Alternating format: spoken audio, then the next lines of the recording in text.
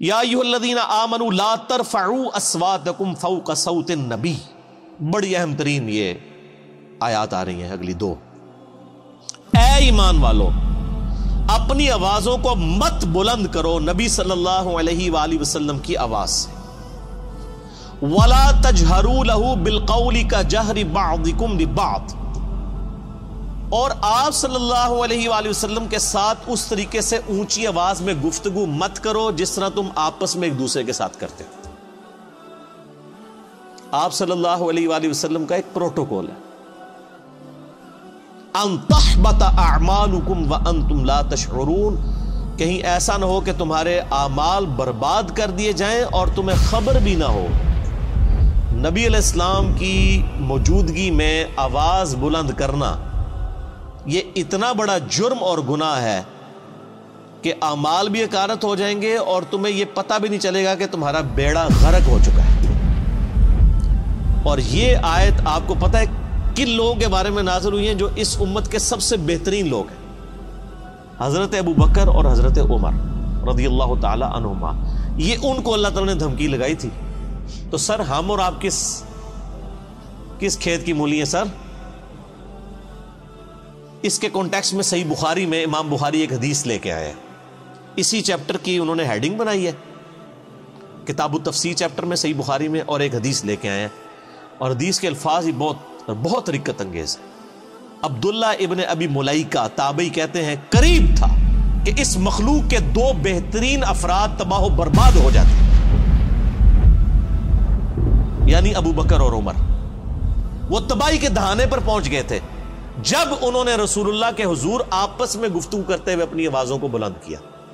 رسول اللہ کے ساتھ بدتمیزی نہیں کی سر، پوائنٹ ٹو بی نوٹڈ. آپس میں گفتگو کر رہے تھے نبی علیہ السلام کی موجودگی میں. اور پھر امام بخاری نقل کیا کہ بنو تمیم کا ایک وفد آیا تھا. تو نبی علیہ السلام کی عادت تھی جب بھی کوئی قبیلہ اسلام قبول کرتا تھا نا تو اس قبیلے کا کوئی نہ کوئی امیر مقرر کر دیتے تھے تاکہ بعد میں کمیونیکیشن صرف امیر کے ساتھ، قبیلے کے سردار کے ساتھ ہو. تو حضرت عمر کا مشورہ تھا کہ ایک شخص تھا اقرا، اس کو امیر مقرر کیا. تو حضرت ابو بکر نے کہا کہ نہیں، یہ شخص اتنا مناسب نہیں ہے. یہ جو دوسرا شخص ہے نا قعقاع بن عمرو التمیمی، یہ بہت بہادر تھا جس کے بارے میں حضرت ابو بکر کہا کرتے تھے نا یہ 1000 بندوں پہ بھاری ہے. اسی کو خالد بن ولید کے ساتھ جنگ یرموک کے لیے بھیجا تھا اور قادسیہ کے لیے بھی بعد میں. قعقاع بن عمرو التمیمی. تو حضرت ابو بکر کا مشورہ تھا قعقاع کو جو ہے نا یہ امیر مقرر کیا جائے. تو حضرت عمر نے کہا کہ ابو بکر آپ ہر مسئلے میں نا یعنی میرے ساتھ اختلاف کرتے ہیں، میرا مشورہ جو ہے زیادہ مناسب ہے. بس آپس میں تلخ کلامی ہو گئی. نبی علیہ السلام بیٹھے ہوئے تھے، آیات نازل ہو گئی کہ نبی کی موجودگی میں آواز بھی بلند کی نا تو بیڑا غرق ہو جائے گا. اچھا حضور کے ساتھ کوئی بدتمیزی نہیں کی آپ کی موجودگی میں. یہ آیات نازل ہوئیں تو اس حدیث کے الفاظ ہیں کہ حضرت عبداللہ ابن زبیر کہتے ہیں یہ آیات جب نازل ہوئیں تو حضرت ابو بکر، حضرت عمر جو ہے نا یہ تو نبی علیہ السلام کے سامنے اتنی پست آواز میں بولنا شروع کر دیا کہ آپ کو آواز سنائی بھی نہیں دیتی تھی. سرگوشی میں بات کرنی شروع کر دی. ڈر گئے سارے ایمان والے، ڈر جاتے ہیں نا.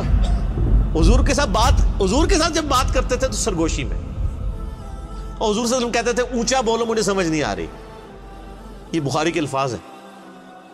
اتنا ڈر گئے. تو اگر نبی علیہ السلام کی موجودگی میں آواز بلند کرنے سے ابو بکر اور عمر کے اعمال برباد ہو جائیں تو نبی علیہ السلام جس بات کا حکم فرما دے اس حکم کی کو مخالفت کر دے اس کا بیڑا غرق نہیں ہوگا. آج ہم کسی کو بتائیں کہ بخاری اور مسلم میں نماز کا طریقہ یہ لکھا ہے کہ نبی علیہ السلام رکوع میں جاتے وقت، رکوع سے اٹھتے وقت رفع الیدین کرتے تھے، اور تم بھی اسی طریقے کے اوپر نماز پڑھو. اور وہ کہ جی میرے بابا جی یہ کہتے ہیں، میرے عالم صاحب یہ کہتے ہیں، میرے ابا جی تہنج پڑھ دینے، تو اس کے اعمال بچ جائیں گے. اگر نبی علیہ السلام کی موجودگی میں آپس میں گفتگو میں آواز بلند کرنا تباہ و برباد کر دے گا اعمال کو، اور نبی علیہ السلام جس بات کا حکم دے رہے ہیں اس سے مخالفت کرنا اس سے 1 کروڑ گنا بڑا جرم.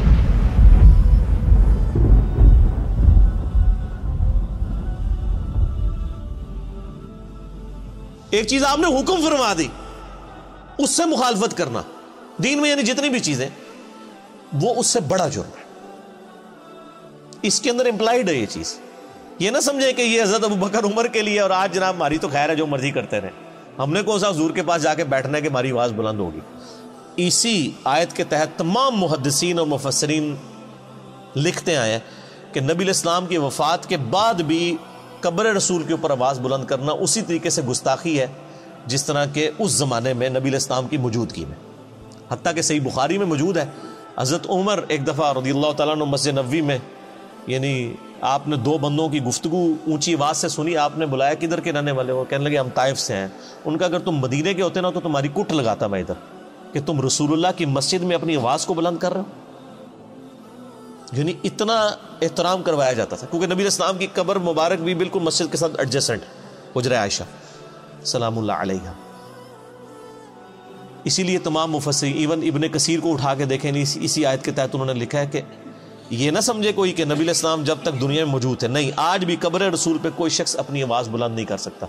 اور آپ کو حیران کن بات بتاؤں, یہ سورۃ الحجرات کی آیات روضہ شریف کے اوپر آج بھی لکھی ہوئی ہیں. سر یہی دو آیات, آیت نمبر 2 اور 3, یہ لکھی ہوئی ہیں روضہ شریف کے اوپر, ایگزیکٹ جالیوں کے اوپر. جب حضرت ابوبکر عمر نے نبی علیہ السلام کے بارے میں اتنی احتیاط شروع کر دی نا, تو پھر اگلی آیات بھی نازل ہو گئی. ان الذین یغضون اصواتهم عند رسول اللہ, بے شک وہ لوگ جو اپنی آوازوں کو دھیما رکھتے ہیں رسول اللہ کی بارگاہ میں. اولئک الذین امتحن اللہ قلوبہم للتقوی, یہی وہ لوگ ہیں جن کے دلوں کو اللہ نے پرہیزگاری کے لیے چن لیا ہے. یعنی پرہیزگاری کا کرائٹیریا ہے تعظیم رسول صلی اللہ علیہ وآلہ وسلم. جو جتنا آپ صلی اللہ علیہ وآلہ وسلم کی عزت اور توقیر کرنے والا ہے وہ اتنا ہی متقی اور پرہیزگار ہے. اگر حضرت ابوبکر اور عمر رضی اللہ تعالی عنہما کی تقوی کا ٹیسٹ رسول اللہ کا ادب ہے, تو سر پھر ہم لوگ پھر کس کھاتے میں آتے ہیں؟ اور یہ جو کچھ آج ہو رہا ہے کہ ہم لوگوں کو کتاب و سنت سے تعلیمات بتاتے ہیں اور لوگ اپنے بابوں کے شعر پڑھنا شروع کر دیتے ہیں, بابوں کی کتابیں لے کے آ جاتے ہیں. یہ کیا گستاخان رسول نہیں ہے؟ یہ بھی اسی لیول کے بلکہ اس سے بڑے گستاخان رسول ہوں گے کہ اگر یہ نبی علیہ السلام کی موجودگی میں آواز بلند کرتے. وہ چھوٹا جرم ہے اس مقابلے میں کہ آپ کوئی حکم دیں اور آپ کہیں جی میں نے تو اس پہ نہیں چلنا, میں نے تو اس چیز پہ چلنا. بہت بڑا لمحہ فکر. اسی کے تحت بخاری میں ایک اور حدیث ہے, ایک صحابی کی نیچرلی آواز اونچی تھی.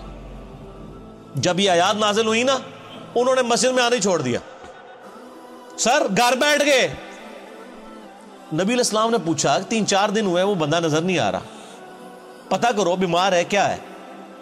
پتہ کرنے گئے تو انہوں نے کہا جی میرے قرآن میں تو آیات نازل ہو گئی کہ جس کی آواز بھی بلند ہوئی تو مارا گیا, تو میری تو آواز ویسے ہی اونچی ہے, تو میں تو پھر وہاں پہ گیا تو میرا تو بیڑا غرق ہو جائے گا. اور وہ یہ سمجھ رہے کہ میرے بارے میں نازل ہوئی ہے, انہوں نے خود ہی ایزیوم کر لیا. نبی علیہ السلام نے پھر پیغام بھجوایا کہ وہ مومن ہے, اس کی آواز نیچرل اونچی ہے, اس کو تیرے بارے میں مسئلہ کوئی نہیں ہے. یعنی ان کی نیچرل آواز تھی تو ان کو بینیفٹ آف ڈاؤٹ دیا گیا, یہ اونچا بولتے ہیں وہ علیحدہ معاملہ ہے. یہ ان لوگوں کے بارے میں یعنی کہ آپ اسلام کی موجودگی میں جو جان بوجھ کے کوئی جھگڑا کر کے آواز بلند کریں, اس طرح کی صورت ہے. ویسے اگر کوئی بولنے میں ویسے جس کی آواز بلند ہے تو اس کو بینیفٹ آف ڈاؤٹ دیا گیا, یعنی یہی دین فطرت ہے نا.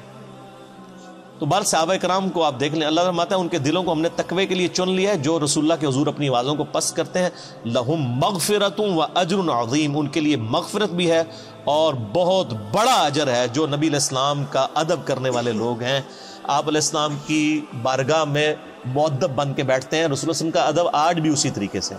قبر رسول کے سامنے یہ آیات اوپر لکھی ہوئی ہے روضہ شریف کے اوپر, اور وہاں پر بھی یعنی آپس میں تو گفتگو کرنی نہیں چاہیے کسی کو, اشاروں کے ساتھ گفتگو. اور آپ دیکھیں وہاں پہ جو لوگ یعنی انہوں نے لوگ کھڑے کیے ہوتے ہیں نا, یعنی وہاں پہ شرطے عرب حکومت کی طرف سے, تو وہ باقاعدہ یعنی لوگوں کو اشارے سے سمجھا رہے ہوتے ہیں, وہ اپنی آواز نہیں وہاں پہ نکالتے. ٹھیک ہے.